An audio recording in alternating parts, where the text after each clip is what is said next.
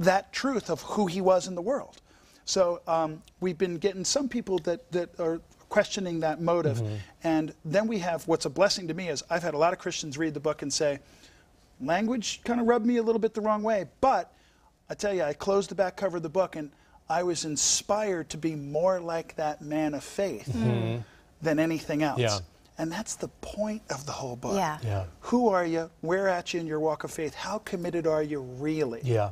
Is the story compelling? Is it redemptive? If you take the publisher's name and you don't think about that, it is a compelling story. I interrupt. It would just be, you know, like taking your life and your story in the book you wrote about your own life and whitewashing, you know, the past and your sin. Right. And then the transformation of the person that you were to the person that you now are in Christ would not have the impact if you didn't have that contrast. That's exactly the point. And sometimes, you know, we as, you know, in religious and you know, works of faith, you know, we don't want to offend, so we take the reality out of it. Right. That's where broken, lost people are still living. Right. So we have to realize that and not be, you know, scared of it. Right. For me, I was willing to take that risk, you know. And again, it doesn't mean go and write something so gratuitous, you know, that it's just, you know, to be shocking or stupid or, you know, vile, you know, just on purpose. That's not the point.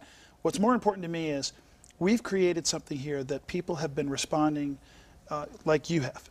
It's as a piece of content and storytelling. You read it, and it is a page turner. We've had a lot of people, and I'm just a guy that put onto paper what I saw potentially as a movie opportunity. This would make a great, compelling film. It's kind of like Sean Penn did this movie, Dead Man Walking. Right. It's similar to that, but with a much more powerful message of faith and redemption in the end, but told in a way that's very true and powerful and realistic. So that was the goal with it. Will it be a movie? We'll see. We shall see. Many movies start off as a good novel and then become a screenplay. And this, you guys have been so great. I have so much stuff going on. Right. Anybody who wants to go to StephenBaldwin.com, it's Stephen with a PH, like from Acts chapter 6. Anybody can go to StephenBaldwin.com. They can learn about my radio show that I've been doing every Saturday night, which is now in 50 cities across the country. That's at StephenBaldwin.com.